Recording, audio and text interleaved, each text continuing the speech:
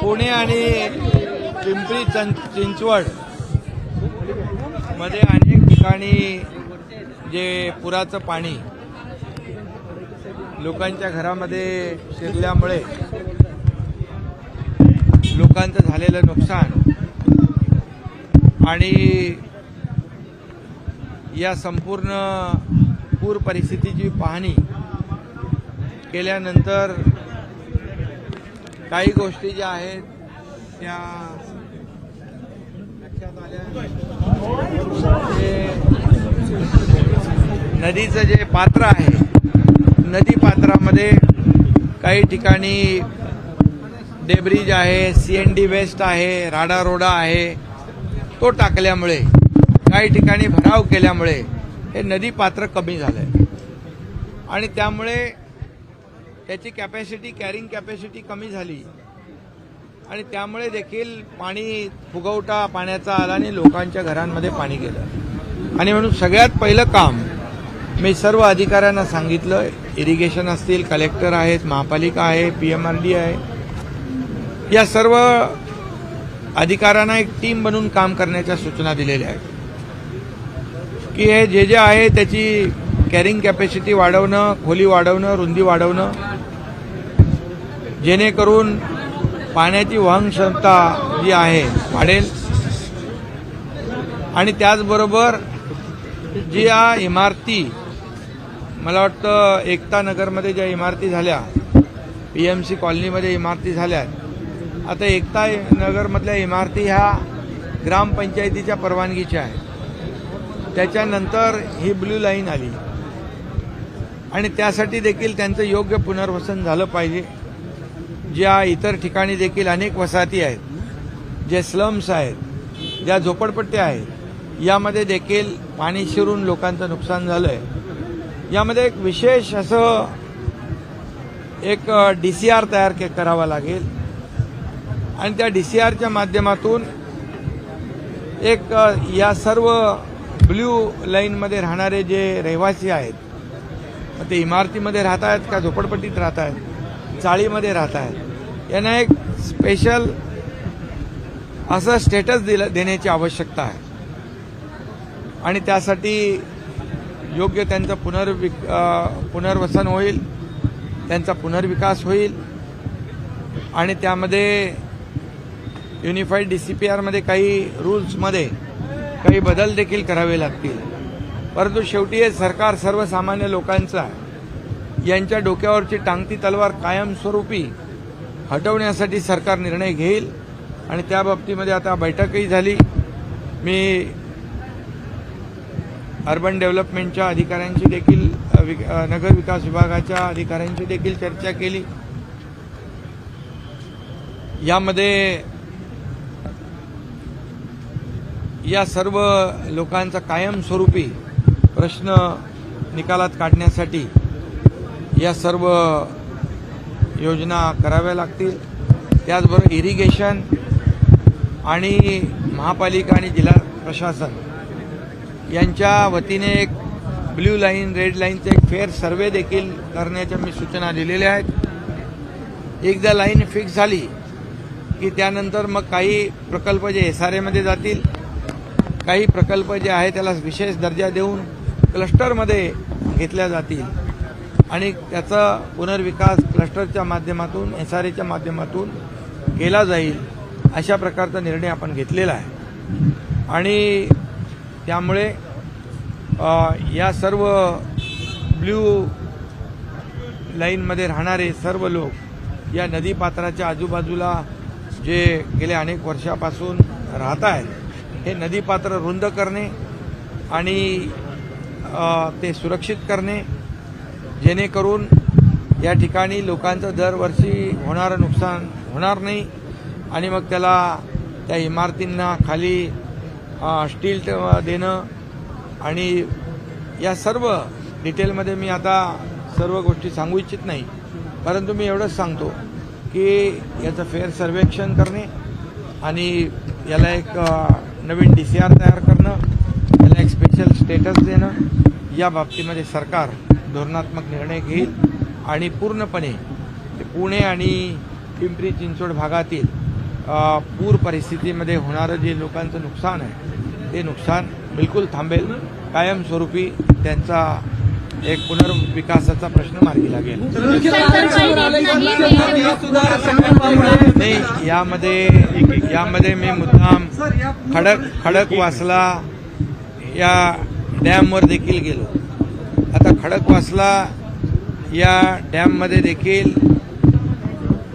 आणखी 3 धरणांचं पाणी येतं आणि जेव्हा पाणी आल्यानंतर याची क्षमता जी खडकवासलाची आहे 2 TMCची, ती 2 TMCची क्षमता लक्षात घेता आणि पाण्याचा जो विसर्ग आहे त्याचं प्रमाण हे देखील याची ताळमेळ बसवायला देखील इरिगेशन डिपार्टमेंटला कसरत करावी लागते, ही वस्तुस्थिती आहे. आणि म्हणून या सर्व बाबीचा विचार करून खाली जे आहे पाण्याचा विसर्ग झाल्यानंतर जो प्रवाह नदी पात्रातून प्रवाह होतो त्याला कुठेही अडचण येता कामा नये, त्याला कुठेही अशा प्रकारचे अवरोध येता कामा नये. त्याची कॅरिंग कॅपॅसिटी वाढली पाहिजे. यासाठी जे जे काही उपाय करायचे त्या उपाय करण्याच्या सूचना मी दिलेल्या आहेत.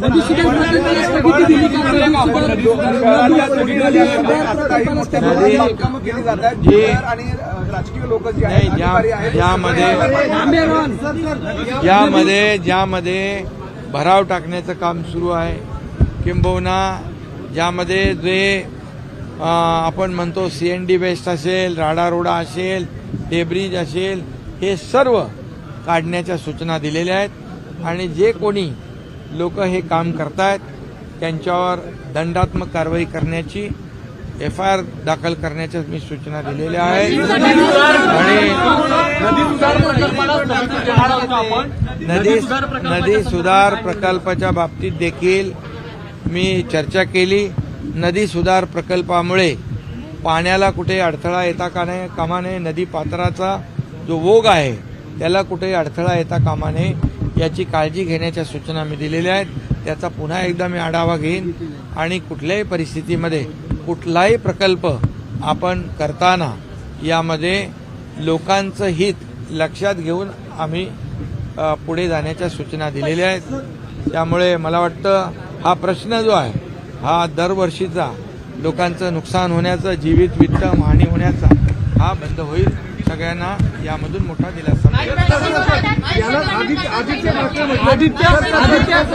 आदित्य ठाकरेंनी नदी सुधार प्रकल्पाला जबाबदार धरले. या बाबतीमध्ये जे लँडस्लाईड या ठिकाणी होण्याची शक्यता आहे त्या ठिकाणच्या लोकांना सुरक्षित स्थळी हलवण्याच्या सूचना दिलेल्या आहेत. सभासद काय म्हणाले? प्रवासाच्या बाबतीत देखील सूचना दिल्या आहेत. तिथे देखील त्या लोकांना मदत करण्याच्या सूचना दिल्या आहेत आणि त्या बाबतीत देखील प्रशासन लक्ष देणार. आदित्य ठाकरे म्हणले की हे आमचं सरकार आलं की याला स्थगिती देऊ आम्ही. नदी सुधार प्रकल्पाला स्थगिती दिलं सरकार आल्यावर ना. ससूनचा एक प्रश्न आहे. ससूनमध्ये या ठिकाणी आपल्याला मी एवढंच सांगतो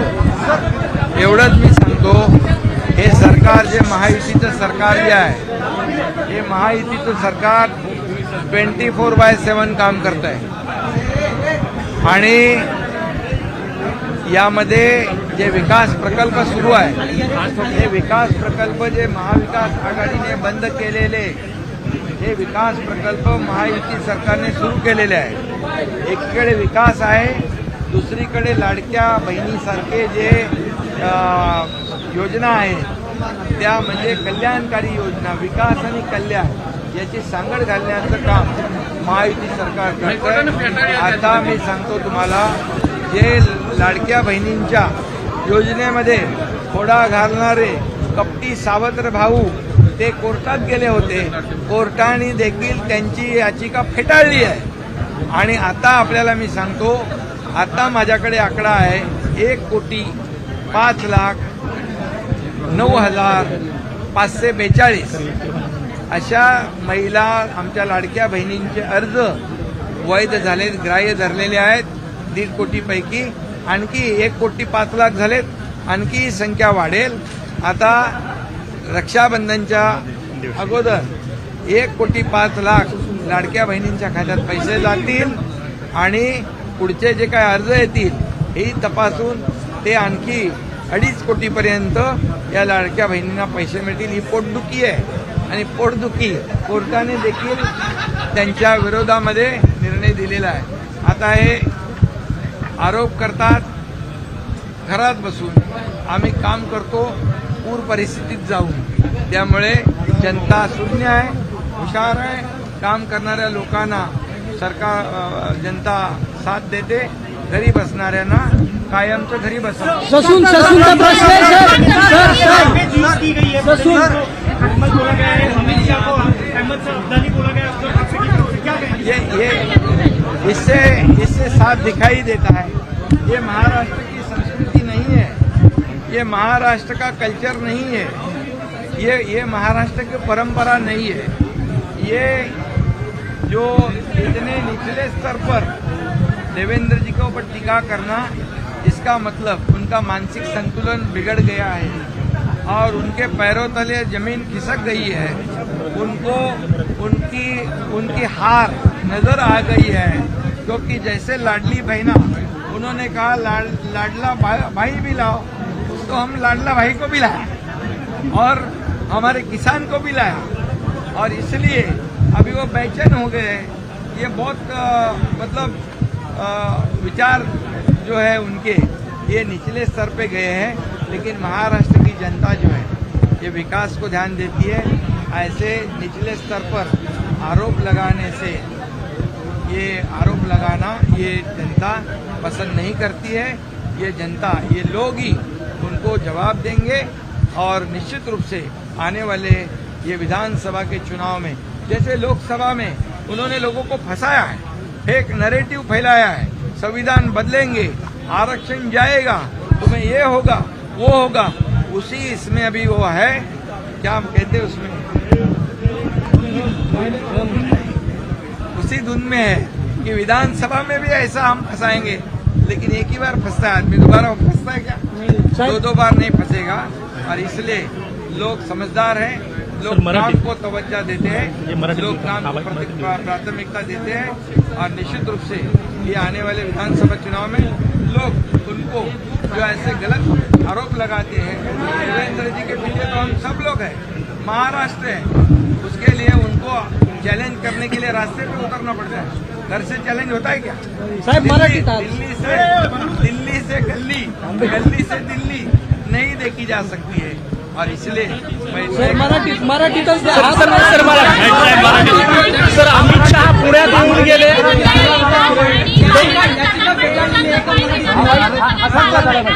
मराठीचा हा मुख्यमंत्री आलेला आहे, लाडक्या बहिणींचा लाडका भाऊ आलाय. त्यामुळे जे निर्णय आम्ही घेतलेत त्या निर्णयांची अंमलबजावणी होणार आणि आम्ही मोकळ्या हाताने नाही. आज ज्या ठिकाणी जातोय त्या ठिकाणी लोकांना मदत करतोय. त्यांना अन्नधान्य आहे, त्यांना कपडा लत्ता आहे, आणखी जे त्यांना औषध उपचार आहे, त्यांना जे काही लागेल ते आम्ही सर्व देणार. त्यांच्या पाठीशी हे सरकार आणि आम्ही उभे राहणार.